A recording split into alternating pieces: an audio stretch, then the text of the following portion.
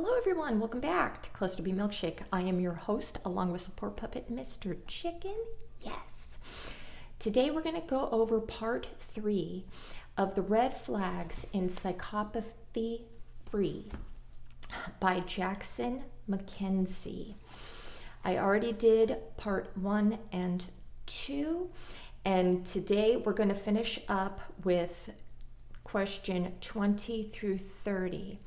I am a diagnosed narcissist with antisocial personality disorder and psychopathy, so I'm a very good source to go over these things, critique them, give them a high five, and to help you work through them. Okay, here we go. 21. Cracks in their mask. There are fleeting moments when the charming, cute, innocent persona is replaced by something else entirely. You see a side to them that never came out during the idealization phase. Well, no shit, because we're in the shared fantasy where we see myself as perfect, you as perfect, so you will bounce back and mirror that I'm perfect back to me. All right, that sounded word salad-y. Okay. All right. You start to notice their personality just doesn't add up, that the person you fell in love with doesn't actually exist. Now, in my other videos on this, I do remind you that you want the perfect prince or princess charming, and you want that to go on forever. That is not real. People are going to calm down in their relationships. Even in normal relationships, you're going to integrate each other into your lives. So the being excited about meeting somebody new, it's going to relax. That's normal. For anxious people, you're going to start to freak out. For secure people, they're going to know that this is normal. And for dismissive people, they're never going to open up. They're going to start to pull back because they're too chicken shit to show any, vulnerable feelings on the inside. Now, all the ugly shit that comes out, yes, we don't have to mask up for you anymore. We have you now. And now the things that we were, on our best behavior for, we don't feel that we have to do that anymore because it is exhausting to act all the time. In reality, even though that we do have to mask up for the outside world, we should be masking up for you all the time, at least whatever. I would get exhausted. I would stop, talking so much, and sometimes being too focused on my job and not on my person. So there really needs to be balance and understanding that I don't just need to get my needs met. I need to meet the needs of my partner. Okay? All right. Number 22, easily bored. They are constantly surrounded by other people, stimulating and praising at all times. Now, this doesn't have to be actual bodies in our lives. What's cool for the narcissist, on social media, you can get all kinds of superficial attention from everyone. We can also be, it's Second Life. You can be whoever you want on social media. We're not posting every single thought that comes into our mind. And we can be like, the perfect spiritual person, the perfect religious person, the jokey, hilarious person, the person who understands politics so well and likes to be combative. And what do you call it? What is that? Just challenge everybody's thought. Even if it's a thought that we agree in, sometimes we're so bored, we're going to challenge it anyways, just to see. It's like a test. I'm going to test your knowledge, mother sucker. It's just a playground. All right. They can't tolerate being alone for any extended period of time. This is not accurate for me. I love being alone, but I do like, I have to be entertained in some way. So if it's not books, hobbies, social media, series on TV, I'm watching Succession right now. If you guys have not seen that, red flags 24/7. Red flags 24/7. I'm watching this shit and I'm just like, oh my God, this is a template of what I talk about all the goddamn time. You need to watch that show. Okay, that's your homework. All right, it's on HBO Max. All right. At first, you might think they are excited and worldly, and you feel inferior for preferring familiarity and consistency. So I think what they're saying here is, we're putting our best foot forward. We're trying to, make ourselves look just balmy in every way or whatever. And when you start to see that it's all shallow, or just all I'm doing is regurgitating information or whatever, something like that, you're going to be like almost, cognitive dissonance. You're going to know that this person's bullshit or shallow, but because it's so, familiar to you, and this is you don't know what to do if this person is out of your life. So you're conflicted. Do I stay with bullshit just because I'm comfortable? Or do I leave and be alone and actually have to find ways to love my own company? Okay? All right. 23, triangulation. They surround themselves with former lovers, potential mates, and anyone who provides them with added attention. Just so you know, everybody's disposable. It's all bullshit.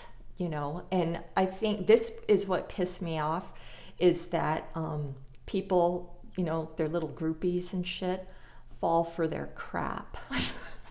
I'm projecting. This includes people that the psychopath may have previously denounced and declared you superior to. So when they're talking shit about their exes all the time, they should feel indifferent towards their exes. Are they talking facts, or is there emotional response behind it? Even just having the connection to them with hate, this is where you need to worry about their splitting. Are they splitting on their ex? Are they using you to get back at their ex? Are they posting pictures of you and saying how much they're in love with you type shit, and keeping it public so everybody else can see and get jealous? And you know that you've stalked your fucking ex and shit, and you're just like, oh my God, why are they're gonna love somebody better than they love me and give them everything. That is what is happening. This is the response that they want. They want you to be pissed off. They want you to come back to them and be like, you motherfucker. Now, any type of energy that you are giving to them, they win. So no contact, y'all. Block, okay? No watching their stories from fake accounts and shit. All you're doing is you're damaging your own mind. Let them play their bullshit alone, okay? All right. Next, 24, covert abuse. From an early age, most of us were taught to identify physical maltreatment and blatant verbal insults. But with psychopaths, the abuse is not so obvious. This is when I tell you there's a slow rot going on. You likely won't even understand that you were in an abusive relationship until long after it's over. Through personalized idealization and subtle devaluation, a psychopath can effectively erode the identity of any chosen target. From the outsider's perspective, you will appear to have lost it, while the psychopath calmly walks away completely unscathed. Now, this is very unconscious to me. I was way worse when I was younger, man. My devalues were just, shock and awe. I learned through self-help books and shit to knock that shit off. But I can still, I make jokes all the time, and not the jokes that are, trying to tear you down. You get your feelings hurt, and as a fucked up dismissive defense to say I'm just joking. Now, people do that too. I made a video on that on TikTok. But what I'm saying here is, intermittent reinforcement, right? I didn't even know what the hell that was until I started studying this stuff. So I'm saying these behaviors are real, but they are not planned events to turn your brain into peanut butter. It's like, I know that I'm not giving you a lot of attention or whatever, and I can see that you're not happy with me. So if I want to get back in your good graces, I am going to give you some positive reinforcement. So you'll be happy, do your job in the relationship, and everything can be nice and normal. Okay? So say your person is being a dick, dismissive piece of shit. You come home and they made you dinner. Something like that. And they don't usually do that. So doing something special, or giving you a hug, or going out of their way in some way. And you'll be like, they're love bombing me. Intermittent reinforcement. Okay? All right. 25. Pity plays and sympathy stories. Their bad behavior is always a sob story roots. They claim to behave this way because of an abusive ex, an abusive parent, or an abusive cat. Oh God, please shut up. They say that all they've ever wanted is some peace and quiet. They say that they hate drama, and yet there's more drama surrounding them than anyone ever known. So I hate drama, I want peace. They're not seeing them as the cause of any chaos at all. I'm telling you, it's the majority of the time, the mentally ill are not trying to fuck with you to turn you into a basket case so they can toss you away and go to somebody else. It is a slow erode of the relationship over time. Now, playing the sympathy stories and the pity shit, I did this when I was going after my second husband when I was married. Now, my ex-husband, he was not perfect. My first husband, he would steal money out of our bank account. He would say he was at work when he's not. He would say he's not doing drugs and then get arrested. So I had all this wonderful garbage that I could say as, my ex-husband is a piece of shit. Compare yourself to him so you will be okay wanting to be with me even though I'm still married. Yes, it worked. All right. All right. Now, also, not saying that you did not have an abusive ex or you didn't have abusive parents or anything, but like I've said in this series, please keep those things to yourself until you have been in this person's life for a long period of time, and then you can just leak them out. I bet you think that this is impossible, but it's not. Because I have spent my whole life hiding all of my fucking feelings because I don't trust to tell somebody them. Okay? You can do it. You can do it. You can give little tiny micro bites of yourself. They don't need to know everything right away. This is a gift that you are giving to your partner. Don't expose all of your stuff to them until you trust this person. Now remember, they might trauma dump on you, and that means, oh, I can trauma dump on them too, to let them know I understand what they're talking about. And then you guys are in this like love relationship of trauma. I understand your trauma, you understand my trauma. We're twin flames. We're soulmates. We understand each other. Just because you were both abused don't mean shit. It means that both of you guys have a lot to work on. That's what that means. And that your relationship is going to be so much fucking harder because of all your triggers and projections and blames. Okay? All right. Number 26, the mean and sweet cycle. Okay. Sometimes they shower you with attention, sometimes they ignore you. This is the intermittent reinforcement that is them being selfish and only thinking about themselves, seeing that you're unhappy and then start to pay attention to you, whatever.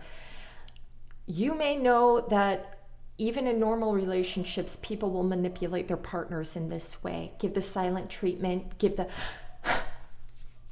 no, I'm not having sex with you.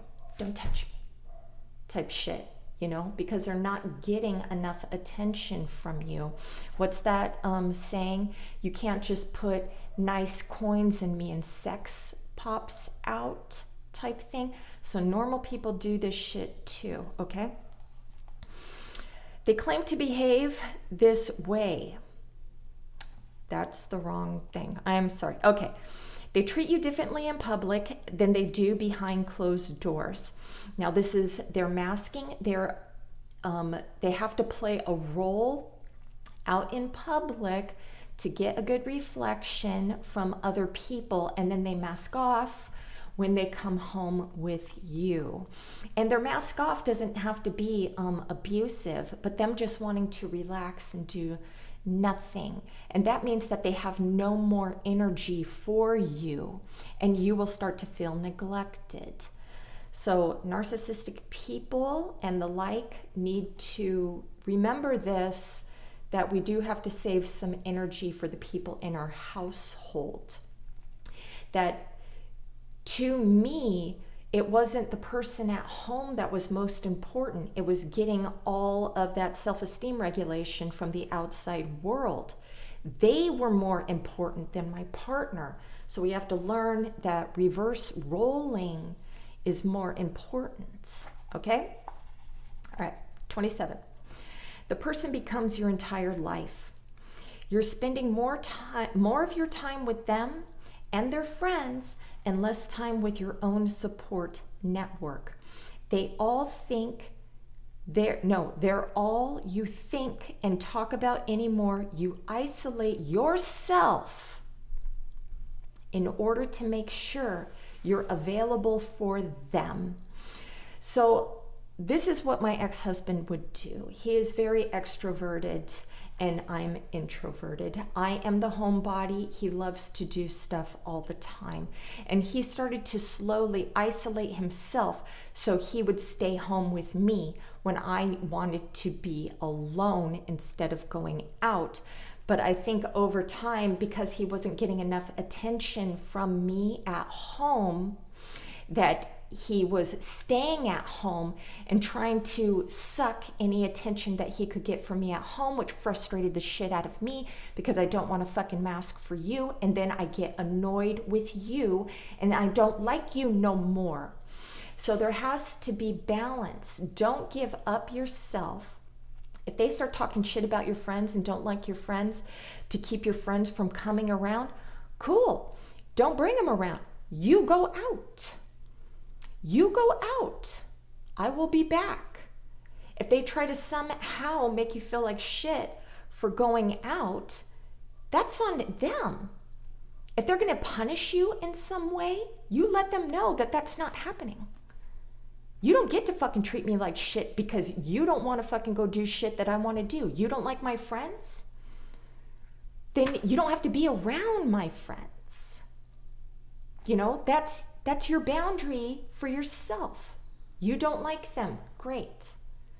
I like them, and I'm not different when I come. Hopefully you're not different when you come home with these people. But, you know, these are my friends and everything. You want to make sure. One thing is that a narcissistic person would be afraid of is you talking shit about the narcissistic person to your friends. Now, this is what you do. You're always talking shit about your boyfriends and spouses, you know, and just having a sounding board. Sometimes you just want to be heard and listened to, right? And this is what your friends are for. And your narcissistic person is going to be paranoid that you're going to be talking shit about them, and they might tell you, you need to get the fuck out of this relationship. Now, if you're doing that and they're doing that, you know the relationship ain't good. If you're talking shit about your partner all the time, the relationship ain't good. If they're trying to keep you away from trying to get healthy and don't want you to go to therapy and counseling and shit, the relationship ain't good. Okay? Get out. Mr. Chicken says, red flag, get out. All right. 28, arrogance. Despite the humble, sweet image they present in the early stages, you start to notice an unmistakably air of superiority about them.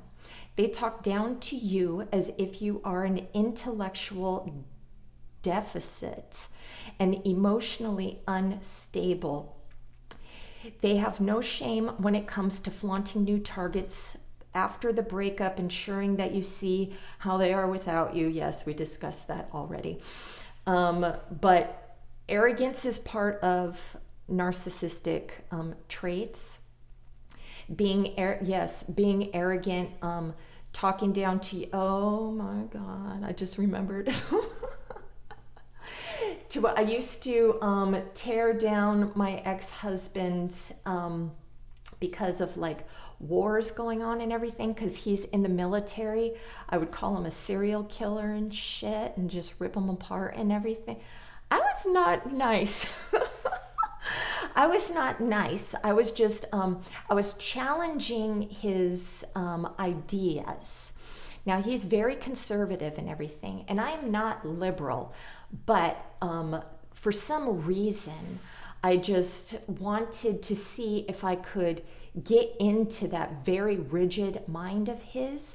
And one of his good traits is he don't give a fuck what you think. He thinks the way he thinks, and he will not let you manipulate him into thinking different.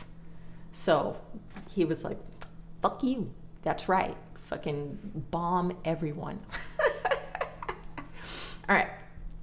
29. Backstabbing gossip that changes on a whim. They plant little seeds of poison, whispering about everyone, idealizing them to your face, and then complaining about them behind their backs. You find yourself disliking or resenting people you never even met. For some reason, you might even feel special for being the one he or she complains to. Yes. But once the relationship turns sour, they will run back to everyone that they talk shit about and blah, blah, blah, and start talking shit about you. Now, this is one thing that I like, when my partner can talk shit about everyone and I can be their sounding board. Yes, I feel special. I feel special and superior. Because of my delusional grandiosity, I do not think that you're going to talk shit about me because I am perfect in every way. So that's my defense, okay, against any low self-esteem in that regard. But one of my people in the past would talk so much garbage about his ex-wife, and I know my person, and my person is not perfect. And I know that he was blaming everything on his ex-wife, and not taking any responsibility or whatever. And I was just like, and I was just going along knowing that he's just full of shit. But I was doing it. I was manipulating him to think that I am your perfect sounding board. Yes. Okay. So, number 30. Your feelings, your natural love and compassion. Oh, because you're perfect. I'm being an asshole. Okay. Has transformed into overwhelming panic and anxiety. Yes. It doesn't mean that you've lost your natural love and compassion, okay? But added panic and anxiety comes in. You apologize and cry more than you ever have in your life. You barely sleep and you wake up every morning feeling anxious and unhinged. You have no idea what happened to your old, relaxed, fun, easygoing self. After a run-in with a psychopath, you will feel insane, exhausted, drained, shocked, and empty. You tear apart your entire life, spending money, ending friendships, and searching for some sort of reason behind it all. And that is why you are here. And I've gone through this with a borderline, same motherfucking thing, y'all. Okay, so you're not safe, boardies. Yeah, so I have fallen into this where I needed to research everything on borderline personality disorder and tried to figure out, what the hell is going on. I'm reading all of this evil, dark personality stuff. I even made a video on it fucking few years ago, listing off the traits and looking, and I'm writing notes about my person and everything like that. And you're trying to get answers because this is your closure. You want to see that you are not crazy. You are not crazy, okay? These things happen to you, but it's not because you were targeted for destruction, okay? You were in a relationship with somebody who either had the fantasy of a perfect relationship, power couple, or they were using you to get their needs met. But I've said this before, and other narcissistic people can correct me if I'm wrong, but I'm not going after bottom dwellers. There is something about you. Even my criminal ex-husband, I idealized him for his criminal mind. So it really depends. I mean, he was a welfare baby. So it had nothing to do with money, but I idealized that manipulative, creative fucking whatever, and I wanted to ride those coattails, okay? So I don't know where I was going with that, but the book is called Psychopath Free, and just, there's a lot of shit, but like how to punish, narcissistic people, how to do all this revenge shit, and I've posted clickbait fucking videos of that stuff too. But the most important part is you finding closure.